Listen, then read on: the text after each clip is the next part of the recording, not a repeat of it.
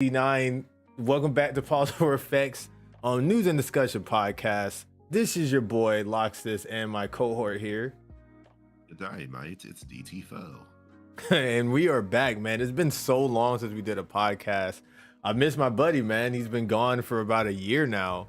And I think it's been about that long since the last episode. And if any of you guys are new here, we are typically a video game kind of discussion podcast, but we've been branching out into other things.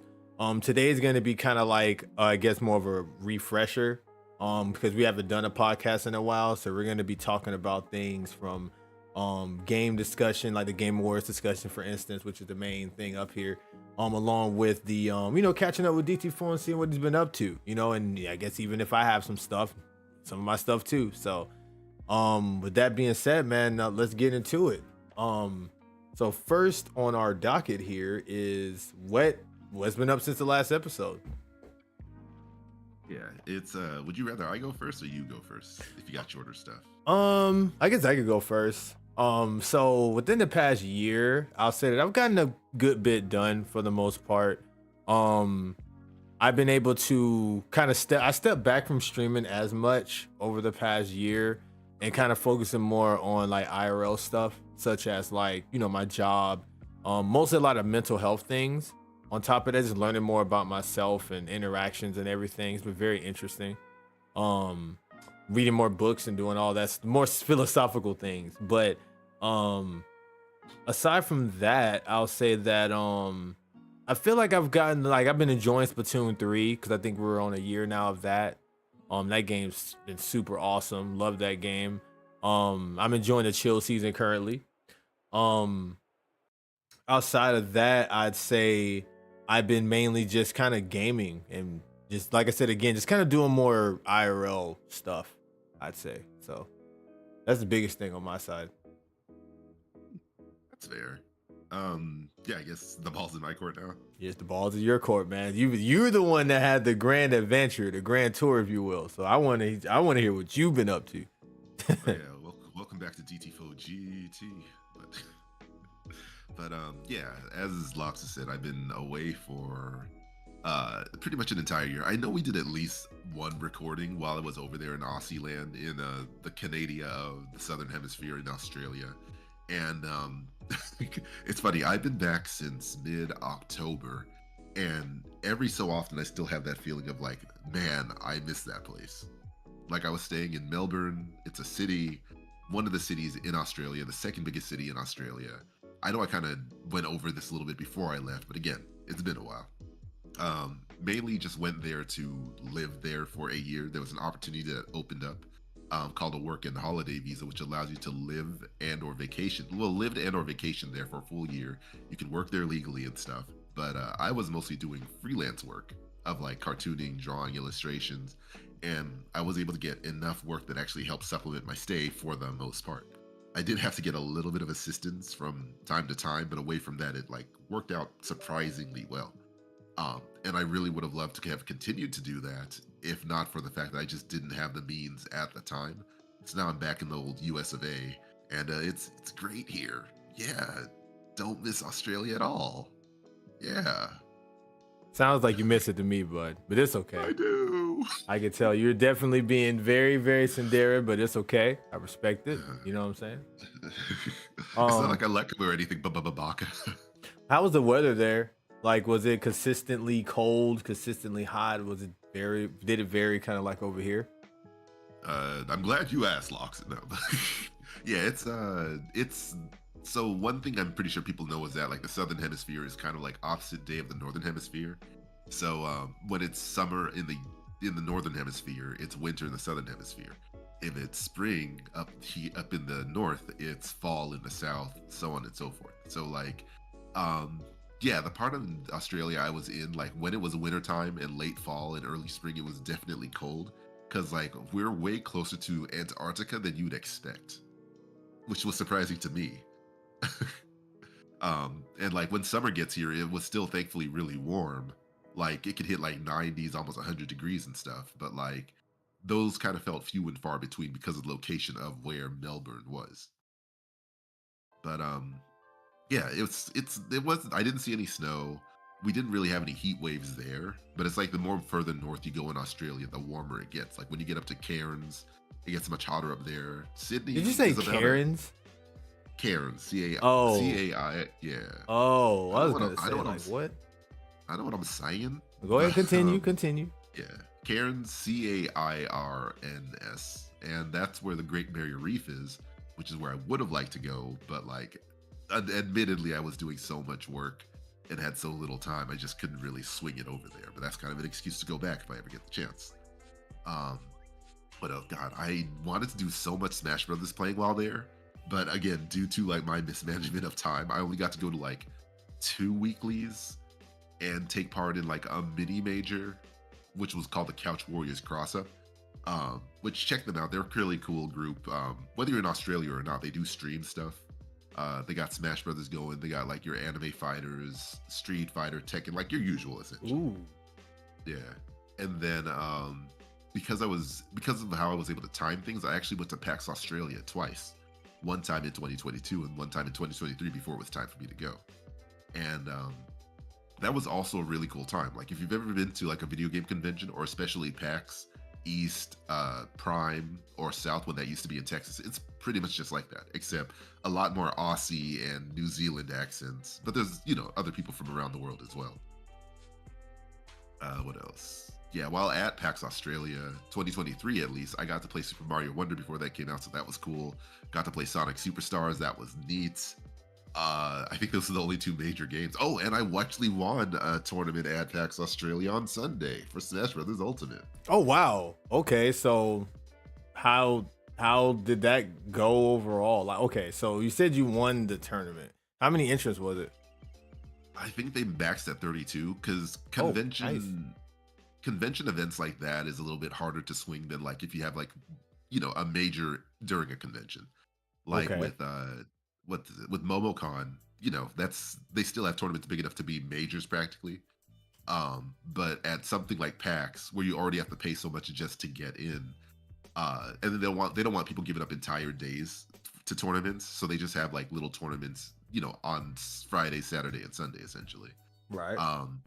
I would say it wasn't that challenging, not to be disrespectful. Wow, that's No. so disrespectful. I can't believe No. you would say that about our Oh, lovely people you're playing against. You hear that, guys, everywhere? They say you're not even a challenge, man. He said, breathe on you, you'll screw just all y'all. lose.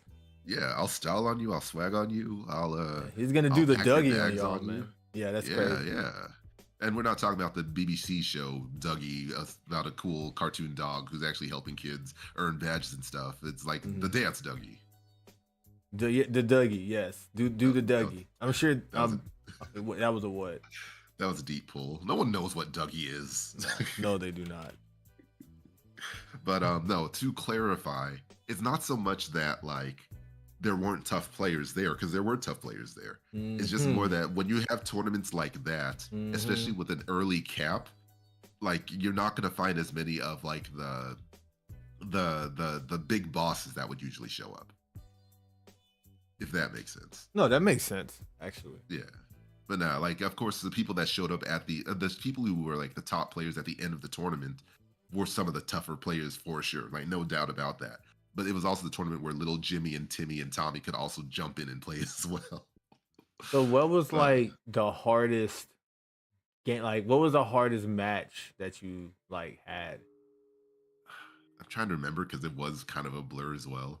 But I know that in general they were saying the person to watch out for was a Ness player, where like, she's a legit Ness. Like I'm not gonna doubt that, but I'm not sure if she was ready for my Incineroar and the way I play. She wasn't ready, man. She wasn't ready. No. I'm lying. If you're listening to this, I am not trying to talk smack. Oh man, I've never heard such degenerate and aggressive trash talk in my life. I would be so insulted and very angry and willing to write a very long message about DT4 somewhere. Lime's a really respectable player, and that she was a cool person. Oh man, I can't believe you'd say something like that. Oh man, geez, how are you gonna recover? Never.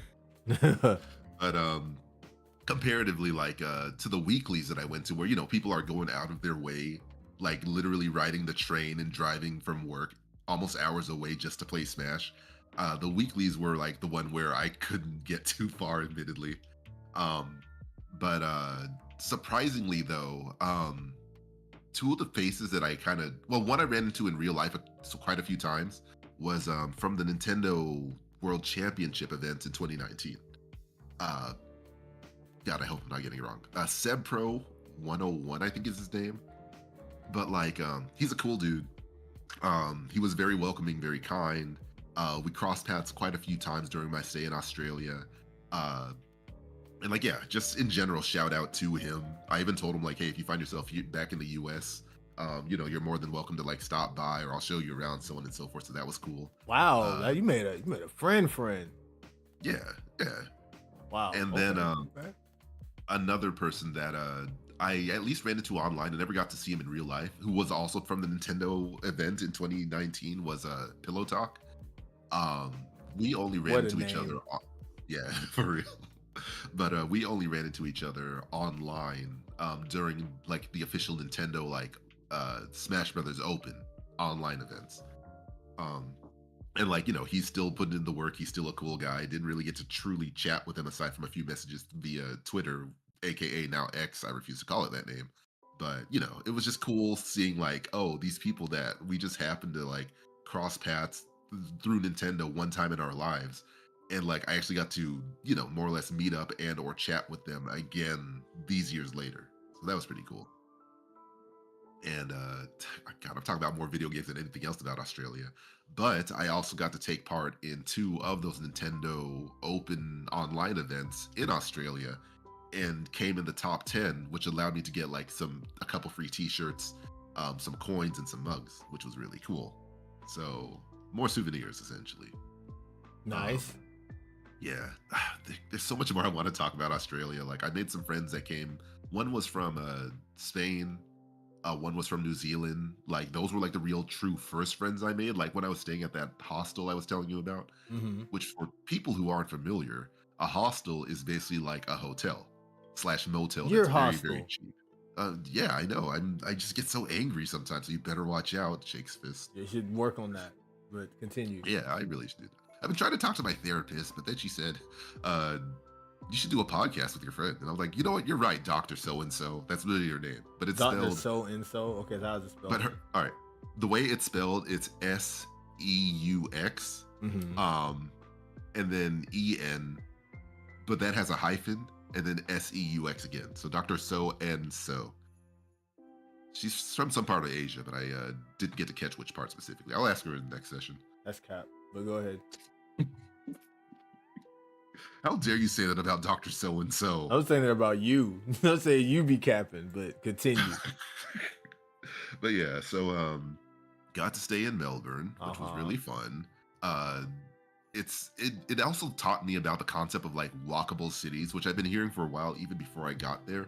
But it's not until you live in a truly walkable city when you start to understand like, wow, I spend way too much time behind a car in other locations. Like, do you know about the concept of walkable city, CJ? Yeah, pretty much. Because I know, like, it's fine either way. This is your host, CJ, aka Luxon. But yeah, no, I was gonna say, no, I know like Japan's like that. Japan cities like that. I know that New York is like that, right? Too. Yeah. City specifically. Yeah. So yeah. So well, the cities in I got you. So yeah. But I know like, about walkable places in places. So yeah. Yeah, and like you're more than well, because we both lived in the same town years ago, so you know about the concept of like if you don't have a car, you're screwed. I don't know who you are. I've never met you in my life. I'm kidding. Oh yeah, that's true. Yeah. We just met playing Minecraft online. Whoa. Okay, all right. Okay, sorry. Terraria. There we go. Okay, yeah. I've never played that game before in my life, but yeah. Honestly, same. I hear it's pretty good though. But continue. I didn't know. Dang. But yeah, so like my entire time there, like I didn't miss my car even once because like everything was within a simple walk away or had good local transportation. Like the part of the city I was living in Melbourne had like a free tram. So like you didn't even have to pay to jump on the tram and ride around. And even if you did go a little bit beyond that, it wasn't that expensive to use like the paid area of the tram or the buses or the trains. Like, it was just all so convenient. Um, and now that I'm back up here in the DMV area, like, yeah, thankfully there is public transportation. There's a train system, or a metro as we call it up here in Virginia. Metro. And like buses and stuff, but it just doesn't hit the same. We have to walk across like all these giant parking lots just to get to the next store. It just hits different, you know. I can understand that. Yeah. I can understand that. I can only imagine the type of adjustment, especially being over there a whole year. Was it a year plus or under a year? Was it, or literally a year? What was it? A year and like a month, roughly. Okay, yeah. A year and some change. That must have been absolutely like just jarring. Kind of, was it jarring coming back here? Or was it just kind of like, it's been a year, but I mean, you've been over here longer, so it's like you just kind of adjusted, or like, how was that? The return wasn't that jarring. It was just like there was a little bit of excitement, only because I've had situations in the past where it's like, man, I haven't been back in a while. Let's see what all the new stuff is around here. Mm-hmm. But as I was rolling around back here in this part of Virginia, I was like, wow, nothing's changed. Oh God, nothing's changed. You got hit with that reality. Yeah, like it was a little bit sadder than I expected. I'm so sorry. Yeah, like, you know, nothing wrong with familiarity, and like people who actually have hometowns, you know, I'm pretty sure they feel a lot better about that kind of situation. But as someone who's kind of grown up more nomadic, and just at this point in my life, kind of afraid of stagnation, it was just weird seeing that like not really much of anything has changed. Like there's a crumble across the street, and then like now that I'm trying to lose weight, it's like, oh, I can't even have that as often as I wanted to, even if I did like it that much. You know, and for those who don't know, Crumble is a chain cookie store that sells these really big cookies. They rotate them weekly. They taste really good, but it's so much sugar and calories that if you're trying to lose weight, it's not ideal to actually get anything from them otherwise. Well, there you go. I didn't know about that, so that's good to know. Yeah, this podcast is sponsored by Crumble. Oh, Use no. enter code Oh, P4FX. Here we go. For your discounted cookie. And if they don't give you it, then start throwing hands. Yeah, literally. Yeah, go ahead and we are not responsible for anyone that's got hands thrown at them over some cookies. So here at the Fox Box, we do not approve of that. Hands to yourself. Here at the Fox Box, though. Oh my goodness. Yeah, but I know that like we only have so much time, so to kind of like wrap up the Australia adventure a little bit more, is that part of the reason why I did go at the time I did last year, which was in September, was so I could like set up shop, quote unquote shop, where I'd have like my apartment and stuff by then, so that my mom and my brother and anyone else who was interested could actually come and visit without having to pay out the tail for a hotel room.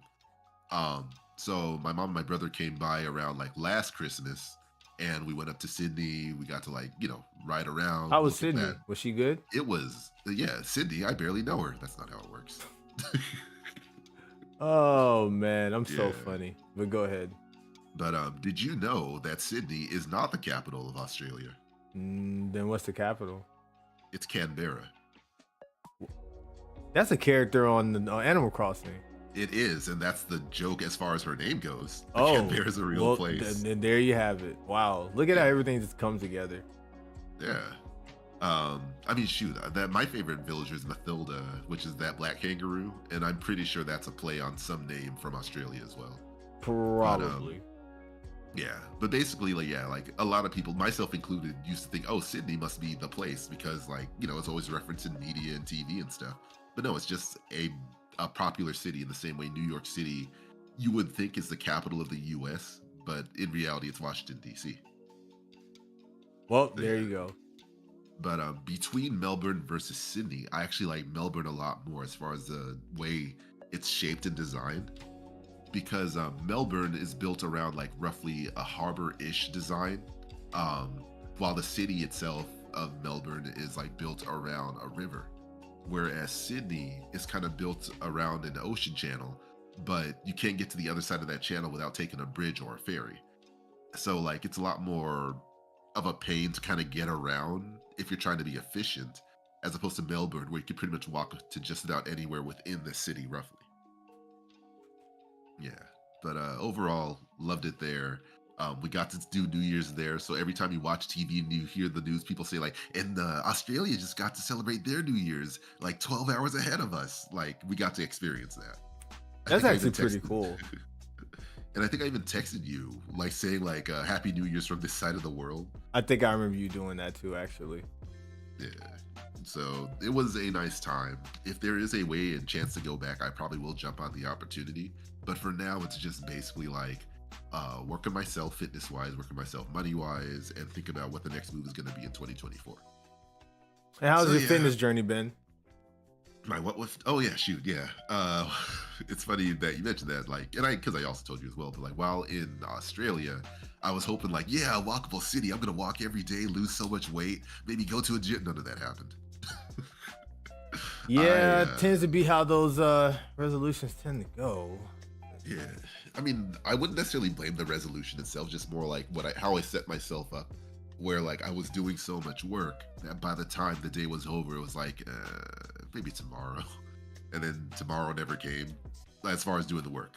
And then eventually I got up as high as 330 pounds, which is not ideal. That's the highest I've ever been in my life that I can recall. But Oh yeah, but ever since getting back home, I was jet lagged for a little bit, but after a while, it's like, all right, you're just laying in bed, you're not doing much. It's time to get to work. And then that Home Depot ad music started playing. Well, I do a montage of work. But no, I jumped on. We have a treadmill in the family home, my mom, my brother, and I, and stuff. So I've been utilizing that. I've reached up to the point where I'm doing 2 hours per day, 1 hour in the morning, 1 hour in the evening. And I was able to work my way all the way down to 299.8 as of this past Monday. very nice, man. Very nice. Yeah. I'm real proud of you, and I'm glad that you're like, sticking to it. Hopefully, I'm kidding. No, I'm glad you're sticking to I mean, it. seriously, hopefully. Yeah, I mean, like in all seriousness, it can be pretty hard to stick to something like that. But as long as you have a goal, but as long as you're setting just daily goals instead of just like a broad one that's kind of harder to stick with, like I'm just gonna work out today. You keep doing that, and then like eventually your body gets used to it, and then you feel weird when you don't do it. You know what I'm saying? Yeah. So yeah. That's definitely true. Because like when I was first starting, I was like, these aches and pains, but I really want to lose this weight. And it's not the first time I've tried either. Like the first time I was successful like 2 years ago, and I got all the way down to I want to say 280. But like I say, you can gain it back as fast as you lost it. So unfortunately, but I've also picked up a little bit of weight training as well. So Nice. like because the initial idea behind it was like, all right, they do say that having more muscle mass and more exercise means you'll burn calories a little bit faster. So I was thinking, all right, let's get a little bit bulk so I could burn this faster. And then in the back of my mind, it's like, but how cool would it be if I actually got strong too? I'll be stronger, faster. So I'm legitimately in that anime montage kind of thing. Not killing myself, obviously, but just more like, man, how cool would it be to like be able to lift something with like so much ease and like just reaching that essentially. Yeah. So that's what I've been on. And it's currently working so far. I did get lax a little bit over the past couple days. Like I made a big batch of cookies because I was like, you know what? I'm just gonna make cookies. And then like throughout the day, I was like, why is my knee hurting? Like, why does this exercise feel weird? Why am I not in the mood? Am I overworked? Am I tired? And I realized like, no, it's the sugar. It's the sugar from the cookies. The sugar will definitely get you every time. Yeah, so like I've also become like more hyper aware of like nutrition in my body, and I hate it because like ignorance legitimately was a bliss, even though you may feel miserable at the time. But now that I know, it's like, oh boy, I gotta be an adult about it now. Great. Yeah, man.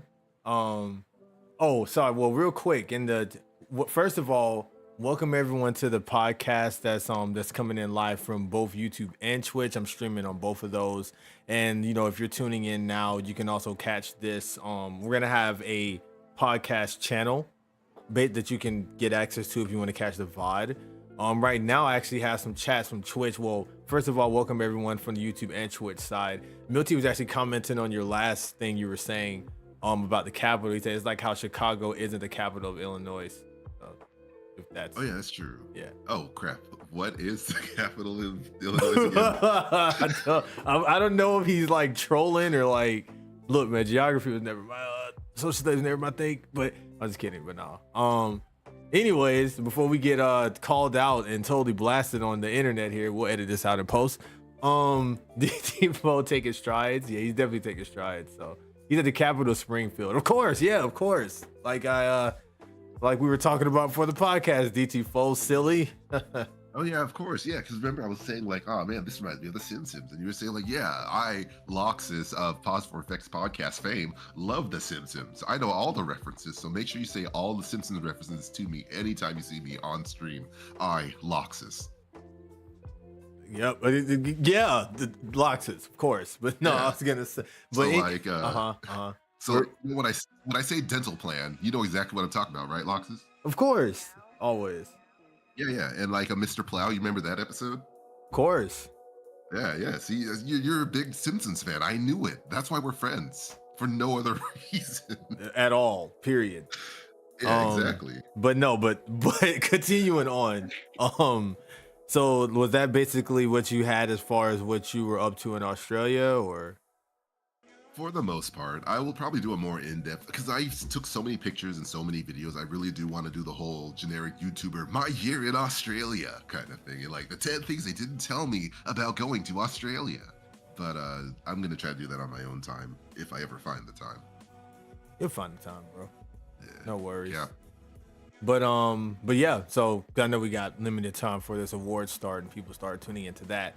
I was going to say that, so I see, so next up, we'll talk about any new games or shows that we watch. So before we get into the games, you got any shows that you've been watching recently? So I will definitely recommend, and you know I told you about this already, but Scott Pilgrim Takes Off. Absolutely no spoilers. Only thing I will say is that it helps to have read the books or seen the movie, or at least have some idea of either of the two, or even play the video game, honestly, before you jump into Scott Pilgrim Takes Off. It'll be a much more enjoyable experience because of that. But I highly recommend it. F the haters. Yeah, that's like the only real true show I can like truly recommend off the top of my head right now. Okay. I'm definitely want to check that out over on Netflix, correct? Yeah, it's on Netflix. Yeah, I definitely want to go and check that out. I've had other people recommend that to me. I don't think we talked about Sonic Prime since that came out. Did we talk about it in the last podcast last year or early this year or whatever? I think we did, but not much. But boy, yeah, we'll keep it short because we got a lot to talk about. But I'll just say Sonic Prime, mixed reviews. I enjoy it because I'm just kind of watching it. How can I put it? I'm watching it knowing that it's like gonna be the way it is. So I'm just kind of having fun with the action and like the thought that all of these characters are involved in a way that's different from other things I've seen, and the action scenes are really nice. But yes, so we're supposed to be getting to season 3 really soon. So yeah. And as for me, love the animation. Getting tired of the writing a little bit. That's all I'll really say at this current moment. We could do our more in-depth review after the final season, assuming the finale comes and goes. And there's some show that came out recently that has Rayman on it, apparently. Oh, yeah. Captain Thunderhawk, Laserhawk. Yeah, that one. that thing. Yes. Yeah. That one I haven't seen yet. I really want to see, despite the violence. I'm not too great at like gore in animation, but like I think when I was seeing the trailer, the moment I saw Rayman, it's like, all right, now you have my attention, essentially. Yeah, that's usually how that works. Yeah, like a familiar character that we haven't seen in a million years. We're here, so. Okay, but you don't understand though. Out of all the characters to show up, it's the fact that Rayman in an animation is like what really like what is going on here. That is like true. Even Assassin's Creed Frog was like kind of curious, but Rayman himself was like, what is truly going on? And apparently from little videos and clips that are showing up online, it's probably worth checking out. But it's just crazy that like the rabbit stole his video games and he's showing up in a TV show. Yeah. Sushi off a cow's butt. Yeah. I'm pretty curious about watching that myself because I've had a lot of people recommend that to me. So There you go, guys. That's at least 3 shows you can watch it. Especially we're gamers mostly, so that's I'm not watching like what normal people watch on Netflix for the most part. So yeah, so those are pretty much our recommendations right there. Yeah. And apparently there's gonna be a Devil May Cry show coming soon, which it got really, yeah, like animated too. Wow, I didn't know that. So actually, we're good. We're getting the games in a second. Shout out to Milk Tea in the chat. He actually gifted me the Devil May Cry collection recently to play. So I'm actually just getting into the series actually. So that's gonna be pretty interesting. So I guess maybe I shouldn't watch that show then until I beat the game so I don't get spoiled. I don't think you can go wrong. I think the anime/TV show is going to be based off the first game anyway, but it's probably also going to be a retelling. The only thing is like brace for DMC2 whenever you play that, because apparently that's like the worst one of the series according to the more mega fans. Yeah, I've heard a lot, so I'm very interested in that. But I guess we can use this opportunity to transfer over to segue over to the transition there. That's what I was looking for. Transition over to the video game. So shout outs to my friend Sonic Master, the homie, the myth, the legend. He actually bought me Hi-Fi Rush. I didn't ask him to. He just bought me Hi-Fi Rush. So I'm gonna be trying out that game. It's like a beat 'em up but rhythm kind of game that was very popular. And then Xanaguy, another fellow streamer and pretty cool dude. He donated me Neptunia. So I'm gonna be playing those. Those are like the 3 games in my rotation. Been playing Mario RPG. This is my first time ever playing Mario RPG. I'm not gonna go super in depth like through unlimited time, but I'll say that I really, really enjoy the game for my first time through. It was such a beautiful game. The music, both the old and the new, is really good to me. I'm enjoying the story. I'm enjoying the gameplay and the battles. I played pretty much all the Mario RPG games for the most part, or most of them. So, like Mario, Luigi, Paper Mario. So it's been a good experience, honestly. I'm seeing how they took inspiration into the newer Mario games with this one. So I've been enjoying that. So yeah. Milty in the chat said another DMC anime. So I guess there's been an anime before. Didn't know that. Yeah, I think it may have been an OVA because I don't recall a full series of DMC originally, but I think the joke when DMC 5 came out was that like you could skip the anime. Right. It kind of covered it like really quickly and then like just said, like, oh, this happened, but don't worry about watching it. Pretty much. So cool. Yeah. So yeah, there's that. Again, I noticed Splatoon 3 already. I think we talked about Battle Network Collection in the last podcast. I feel like we did. So there's that. Oh, go for it. I didn't talk too long about it because I didn't own it at the time. Okay. It didn't come out in Australia for some reason, so I was going to be importing it for like almost $100 Deceivers. Nani? I said Deceivers. Apparently, okay. So a digital version did come out. I wasn't buying that game digitally. And apparently, in my opinion, I think it's going to become a rare game because it seems like it's getting harder and harder to find in local shops where available. Like, it's not on sale on Best Buy anymore. It's hard to find, I think, on Target. Amazon has been in and out, and GameStop, like, it seems like they have limited stock available. So I'm not really one to be like a rare game speculator, but this seems like one of those games where it's like, if you're even considering getting a physical version of it, don't hesitate. On Switch specifically. I think the other consoles will be fine. Okay. They don't matter. Well, there you have it. So, we did play Mario Wonder together, so I guess we can share that one. Mario Wonder was amazing, so good. Those of you guys that watch me live on Twitch, be sure to if you're on YouTube, be sure to follow me over on Twitch. That's Loxus_TV. I've been restreaming on both YouTube and Twitch actually now, so I'm on both. But anyways. I did a playthrough of Wonder, and those of you that tuned in live saw how much I love that game. Very amazing Mario game, very fun. I love the way they did the multiplayer. People were skeptical of it at first because it's less like actual interaction and more of like a kind of pseudo ghost style kind of thing. But I really liked it. It felt really awesome being able to just play with random people at any moment. It made it feel like you were it just feels good to play with like other people. You know what I'm saying? And like you're emoting to each other, giving each other clues, giving each other items. Just feel like I was on an adventure with other people, and besides just friends, and it felt really nice actually. And I'm sure people might have been going through things during that time, and it just felt good not to be alone, during the adventure. And me and DT4 got to play together for a little bit, so that was cool. Yeah, that I wish it had like more Ghost multiplayer modes, because a lot of the stage will have like a race to the finish kind of thing, which is cool in its own right.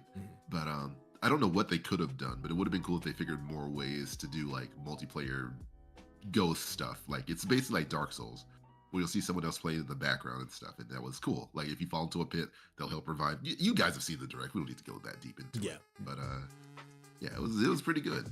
I wish I kind of would like for there to be DLC, but at the same time, I do kind of appreciate that it's they one and done this, so you shouldn't have to download anything more. But I know I played through it too quickly because like I wanted to get more of my fix, but then the game was over by the time I still craved more. But that's just goes to show how good of a game it was. Right. No, absolutely. This game is a real big breath of fresh air. I said fresh of breath air. Breath of fresh air. No, this is a story all about how. Oh my goodness. The Fresh Prince of breath air. But yeah, no, but it definitely feels really, it feels really good. And I think it's a good step in the right direction. People are saying like, this is like a proper sequel to like a Super Mario World, you know what I'm saying? Or like, or not necessarily a sequel, but the next step, because each of those Mario games back then, the number of games had like, it innovated, it felt different. Each one felt different than the other. And this one feels like that versus the new Super Mario Brothers series, was kind of more of the same, which is kind of what they were going for at first, but that's a story for another day. But yes, yeah, really cool game. Sonic Superstars, played that over on Twitch Live as well.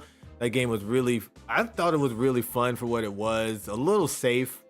The music inconsistencies was kind of but the music was still fine overall. And I liked the new character in the game that they introduced, Trip. I won't go too far into that. Well, I mean, it's been long enough now where it's like, spoilers, whatever. Trip was cool. The mode was pretty hard, but manageable. But the last bosses were pretty annoying. Need to fix those bosses in the next game for sure. In the way that like, they were designed for multiplayer, but it wasn't really fun to do because they were too easy, and like the invulnerability frames or the opportunity to hit them, the windows were too far apart. So that wasn't very fun all the time. But outside of that, the game was pretty okay. Amy played nice. So there you go. Man, I've been playing Flash Party. That's like a Smash game, pretty much. But it's free online. It's you can play it on your phone. It started off as a mobile game actually, but very very fun game. Let me see what else is there. But it's on PC, by the way. Sorry, you can use your controller on that. Has rollback. It's already better than Smash. No, I'm kidding. There's that. Been playing Nickelodeon All Stars. That came out recently. Another very fun game. They did a much better job with this game than they did the first time around. So, been enjoying that. Playing this game called Tower Unite. It's kind of like VR chat, but like way more expensive. Like you can actually play like a bunch of games on it. Like you can play you can go to the casino and bet and everything. Go to slot machines. They got like a Super Monkey Ball as mini game. You can put whatever models you basically want to into the game. Like I was running around with like Trombone, playing Super Monkey Ball with her basically. It was crazy. Or I could be a mailbox if I wanted to. Like you could be anything. I had Cat from Gravity Rush. I was playing golf with her and going bowling with my friends, and that game's really fun. I've been enjoying that game a lot too. I think that's about it for the most part with me, outside of Mega Strikers as well, that I can think of off the top of my head. So yeah. What about you, DT4? What games you been playing? Well, real quick, I hate to say it, but didn't some announcement come from Omega Strikers developers? Yeah, so I believe they're going to be kind of ending their support for the game at the end of this month or sometime this month, or maybe I don't know. I know by the next year they're not going to be supporting it no more, so they're releasing like new characters and everything they can right now. But they are going to be developing another game that's in the same universe as Omega Strikers. So we don't know what exactly that is yet, but looking forward to that because I mean Omega Strikers was cool, so and the characters seem cool. So I'm down for it. Yeah. I like the intro. The intro is nice. Yeah. I have to give it a shot, but like I think my fatigue with like the hero shooter-esque designs in games, I think kind of got the better of me at the time. That's fair. Yeah. But no, I still need to give it an honest go before it gets taken offline. For sure. Yeah, I guess as far as because you did ask what games I've been playing, still Smash Brothers because that's literally junk food at this point. It's like I don't know what I want to play. Let's just load Smash Brothers. Fair. Oh, I will say playing online in the US is way more preferable than playing online in Australia. A lot of good players in Australia, but the pool is so shallow. You're running into the same people, the same faces, and if you're playing at like 1 a.m., 2 a.m., 3 a.m., good luck. Jimmy John, I just played against you 2 hours ago. I know, right? I want to learn the accent, but I'm not going to insult people right now. Yep, so we're going to stop it right there. Although a funny discovery is that apparently if you change the region on your Switch from like US American English into like UK or Australian English, some names and character voices will change. Like Duck Hunt will become Duck Hunt Duo, and specifically We Fit At Least will have a British accent, both male and female. That makes sense, especially with, like if you switch it to Japan. I switch mine to Japanese all the time because I like hearing it go, Rockman. Yeah, but I mean, I feel like that's to be expected, mainly because like a completely different language and culture specifically. But the fact that they went the extra mile for 2 different languages just feels weird to me, even though it's not completely unusual because like they do that for a lot of Nintendo games. But it still just kind of hit me out of left field, essentially. Right. Yeah, as far as other games go, I really haven't been playing a ton of new games. I've mostly been catching up on releases that I didn't get into as far as purchases go. Because Black Friday happened and like, oh, you get 2 for 1 or buy one, get one, or these games are for a really, really good sale. Give me 1 second. Keep talking. I'll be right back. Hold on. Give me like a second. No, he did. All right. But yeah, so like, I was finally being able to catch up on some games that I missed while staying in Australia. So I bought, was it Crisis Core, Final Fantasy VII. I bought Super Mario RPG, which got that roughly at launch. Got Kirby's Return to Dreamland Deluxe. I finally got Persona 5 Royale. I got Persona 5 Strikers. No intention to start them anytime soon. Just kind of wanted to make sure I had them on hand for when I was ready. What else did I buy? Got as we mentioned earlier, I got the Mega Man Battle Network collection, so that's cool that I have that. I got Pac-Man World Repack, which I really want to play more of. I'm back. Like, again, hey, I'll be back with weapons. But I was just going over all the games that I pretty much purchased because I haven't really been playing a ton of stuff. I finally bought the Pokemon DLC. Haven't started that yet because I want to be in the right mood for it, but they're going to be releasing the second half of the DLC really, really soon, so I don't want to fall too far behind on that. But out of all the new games that I bought that I recently beat and played, I bought the Bluey video game, and that game is not great. You don't say. All right. To be fair, there have been some kids games that are actually of decent quality. In recent years, I would say so. I'm trying to remember which game specifically, but I know there was a kids game that was really, really good. I'll have to get back to you on that. Okay. But as for the Bluey video game, though, one thing I do appreciate about it is that they kind of went the Paper Mario approach, if that makes sense. Where like obviously they're not doing the full-on paper effects, but what they did is they kept the character sprites as like the show's sprites, or sorry, the show's visual aesthetics. But it's just the background that's 3D. Oh, and, I see. For a show about rectangular cartoon dogs, I think that is ideal. Because I am not a fan of their like toy 3D models that you would see in real life, for real life. I'm not a fan of like those designs as all right as they look. So I'm kind of glad of that visual direction they went with the game. That being said though, because it's a budget title and you can kind of taste, see, and feel the budget, you can see like they kind of have the style down, but the animations are much cheaper in a way where a lot of the animation in Bluey is very like it uses puppeteering essentially, but it's still frame by frame. Like it's pretty elaborate despite its style. But in the game, it's like very like bendy and tweeny and like choppy in certain ways where they don't like have a real transition. Sometimes they just like kind of just like what is it, snap to other poses and animations. So that's where it's not too great. Like I don't know how you screw this up, but like, have you ever tried to like take a picture and then try to blow it up, make it bigger, and it becomes more and more blurry the bigger you make it? Yes, I know exactly what you're talking about. Yeah, they made that mistake in this game. So while like the body models are fine, the mouth models will look blurry because they didn't account for that. Or some of the text will look blurry because they didn't account for that. It's like they started too small and then tried to like make it big for HD and 4K. But you need to do it the other way around, where you make the things ridiculously big or do them in vector images so that you can like grow them and shrink them without things getting blurry. So, like the platforming, what little there is just isn't like smooth. And like people say like, oh, well, what do you expect? It's a kid's game. But no, kids, it's funny that it's a kid's game based off a kid's show, but the kid's show's so good that adults love it. So why can't the game be the same? I guess, I don't know, because they just don't really put as much effort into that kind of stuff a lot of times. I don't know why they do that, but it's very weird, those kind of games. Yeah, because like I feel like it definitely like the whole like the go back. Oh, I know what the game is. Nick's All Stars Brawl is a kid's game technically.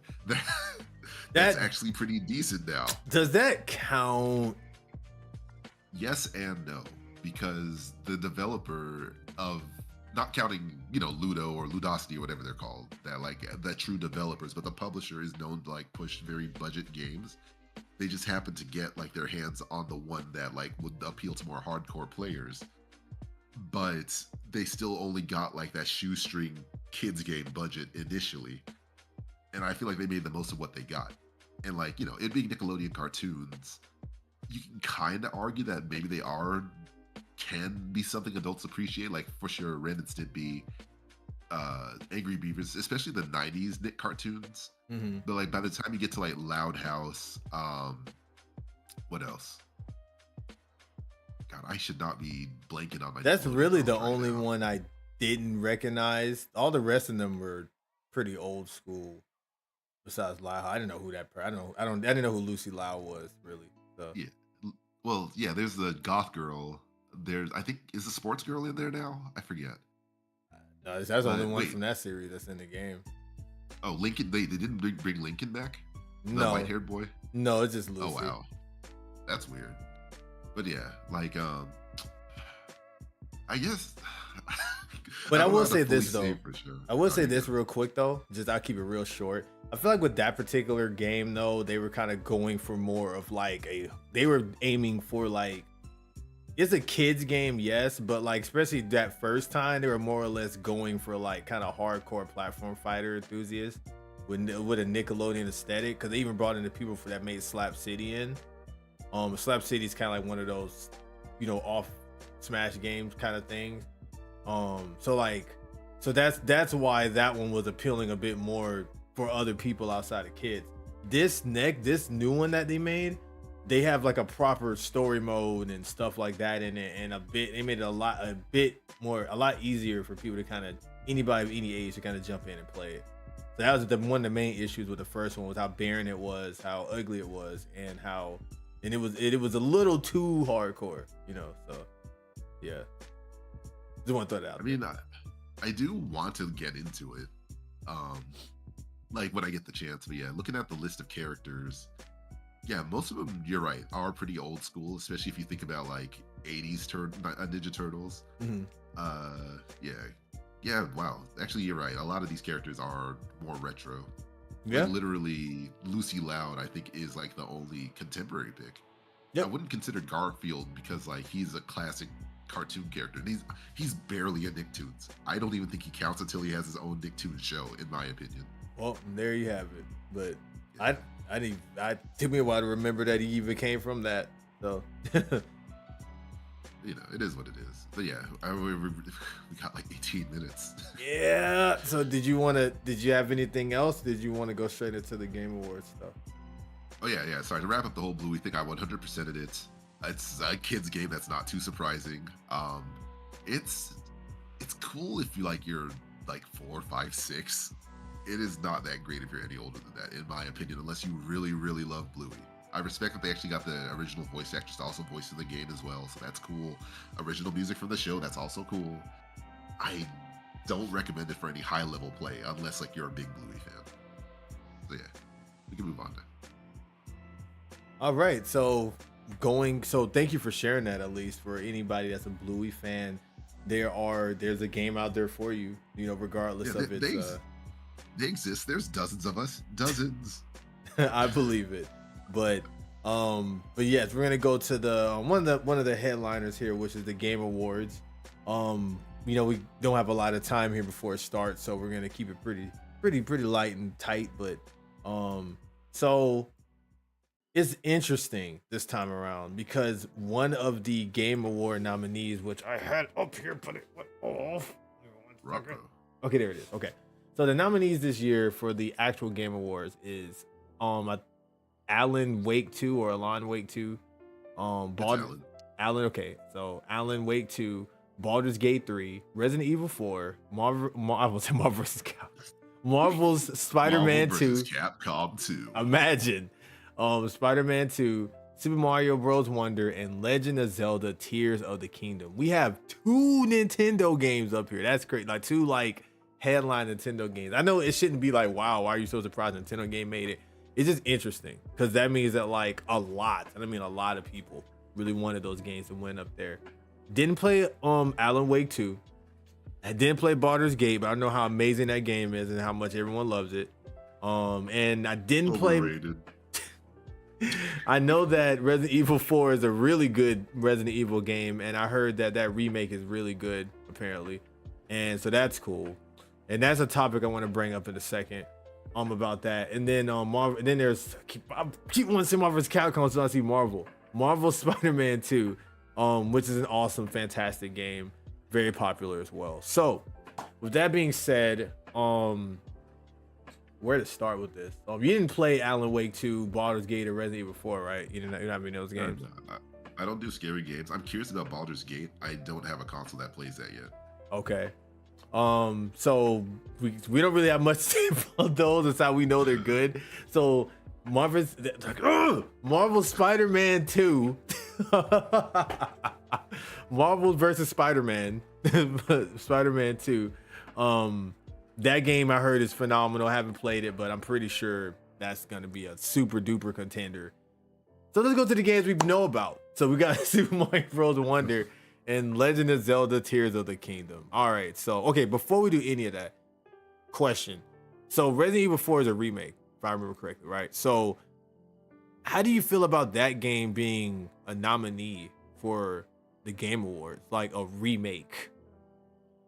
I think it does enough new stuff to justify being there.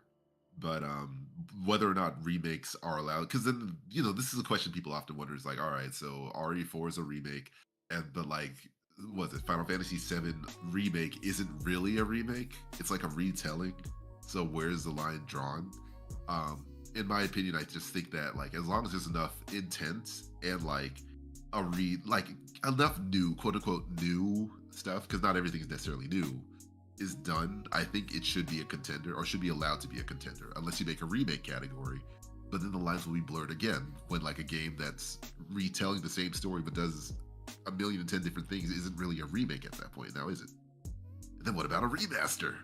Oh no, that's a whole separate topic at that point, man. Because it's technically a remake, it just has a new fresh coat of paint, as is Metroid Prime 1 remake, remaster.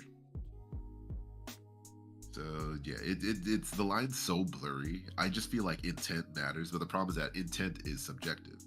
So one guy could BS and say well, I know I just added an extra highlight to Leon's hair, so that technically counts as a remake, even though the game released almost 20 years ago. But there's so much new stuff, new models, new music, new cutscenes, everything, that it might as well be a new game. It's just a game that we're generally familiar with. That's true. Yeah, that's true. What's your opinion on the topic? So I guess for me, I'd say like pretty much similar to what you said, but I do feel like, especially Resident Evil 4 being an older game, like if it was like nominated before or something, and then there was a remake and then they nominated again, I'd feel some kind of way. But like I said, if they did enough changes to the game, which I've heard they did, and you know, like the game technically didn't get its shine to be in the Game Awards before because I mean it's an older game. I think it's fine, honestly. Yeah, I mean I'm pretty cool with it, honestly.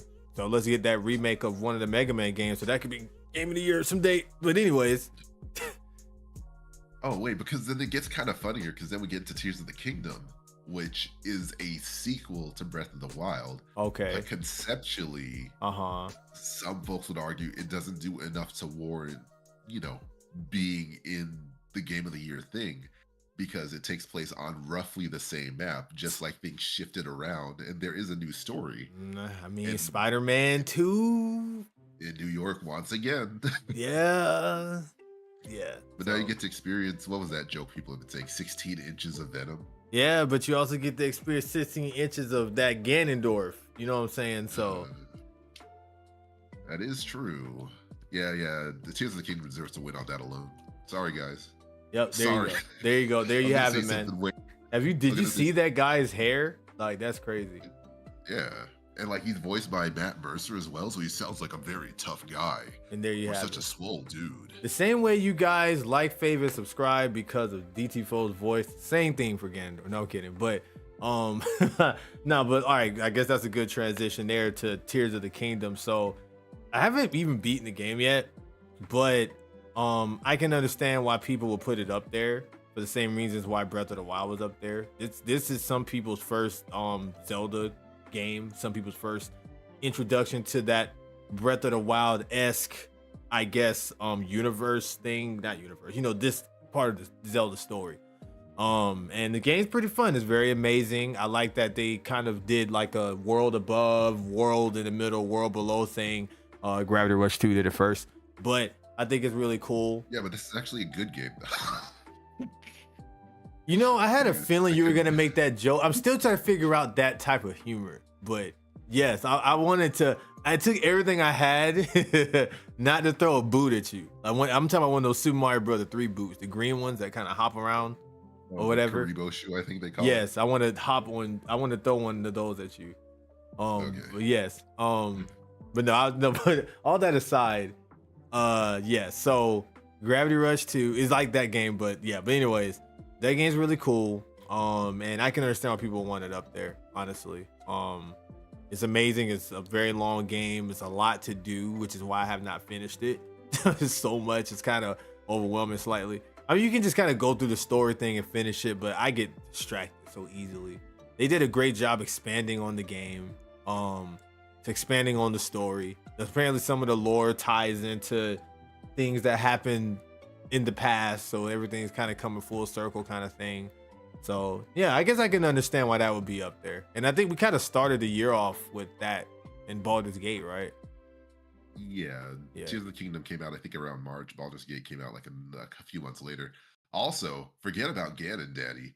We got Rauru and Minoru, so that's Game of the Year material. Oh man, there you have it. Oh man, why you playing though? Oh man, you ain't forget. Oh, Sidon's the G, man. Sidon's been my favorite character since the first Breath of the Wild, man. Sidon's the G. He getting married, man. Like my man got his lady. Like, come on, man. That's what lost the Game of the Year nomination. The fact that Sidon got married.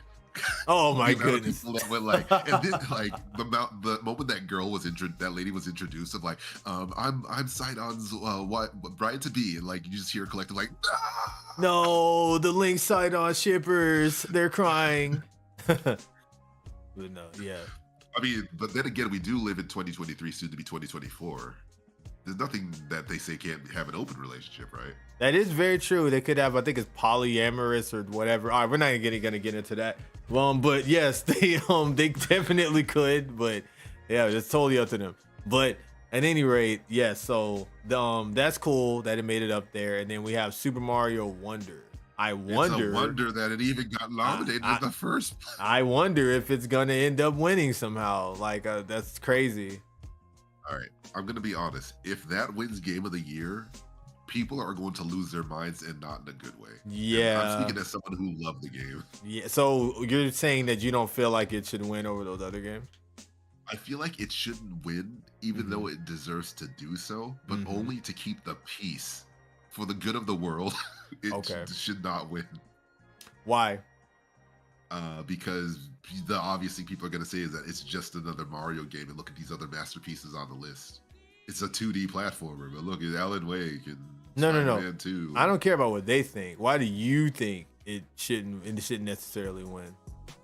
Okay, Addison, I mean, again, like I was saying that because to keep the peace, that people will go insane if a 2D platformer that's, for lack of a better word, just another Mario game becomes the winner of the Game of the Year. Okay. But personally, I got no horse in this race.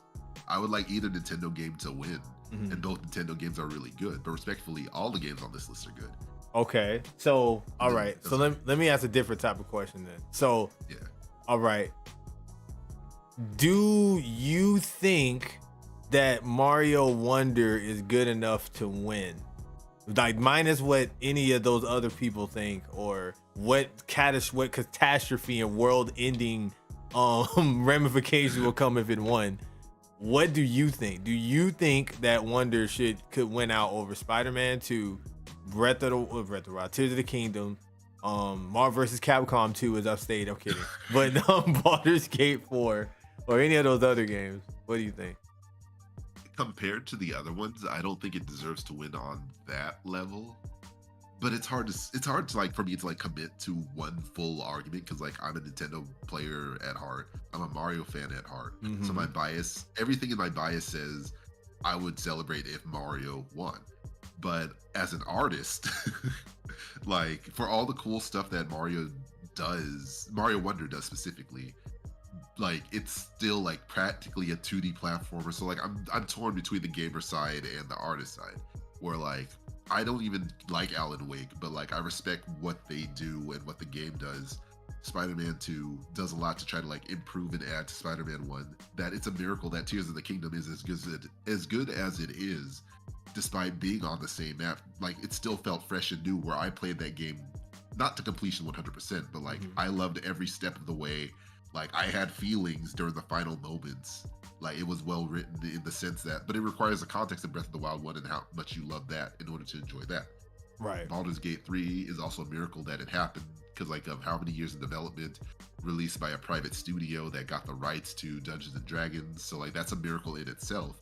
And then Capcom's just being cool these days, being Capcom, as opposed to the 2010s and earlier where they weren't as cool. That's true. Yeah, I'm not a Resident Evil fan, but I respect what they do. I'm not a Resident Evil fan, but Baka. Baka desu ka? You're an idiot, right? No, Baka desu ne. Baka desu ne. Sorry.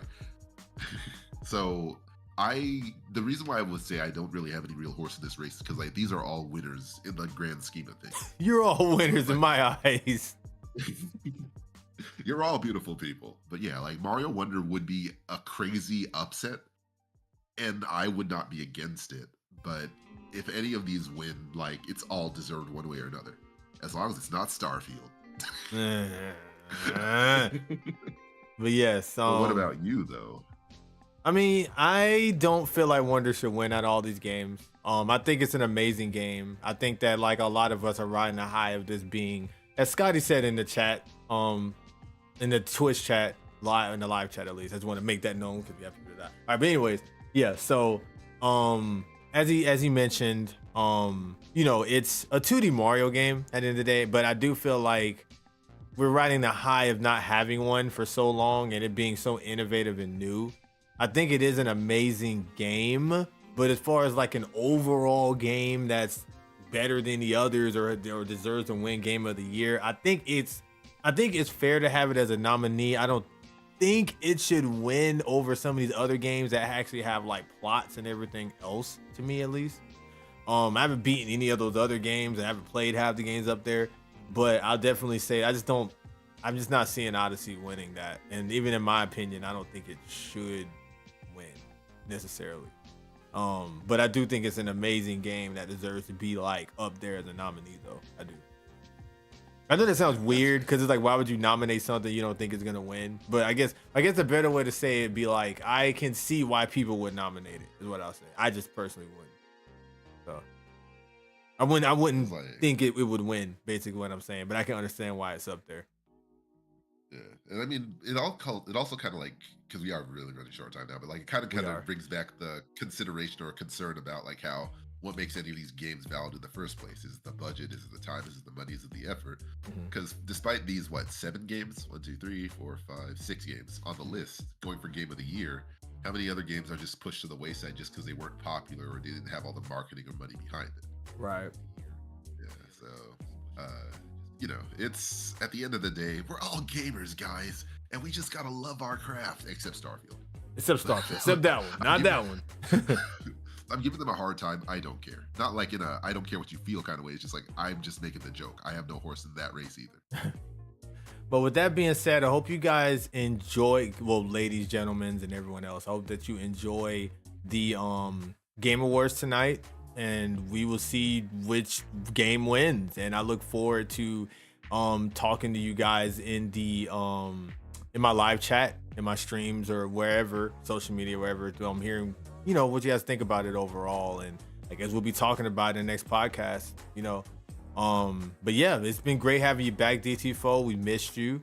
I've missed myself. I'm kidding, but no, we missed you. And if you are watching this on anything besides Twitch and YouTube, you can catch me at Twitch or Loxus_TV or SG_Loxus on YouTube. So, and I also stream live, typically Monday, Wednesdays, and Fridays, when I can. So you can catch me there on Twitch or YouTube. So DT4, where can they find you? You can find me at DTFO on Twitter or X. I hate that name. But I'm going to be working on my social media presence next year. Not so much in that, like, I'm going to be way more present. Just make sure I put up, my camp in the right places, because boy, these sites sometimes. Yeah, man, I feel that, man. But with that being said, thank you guys so much for tuning in, and we'll see y'all next time. DT4 and Loxus signing out.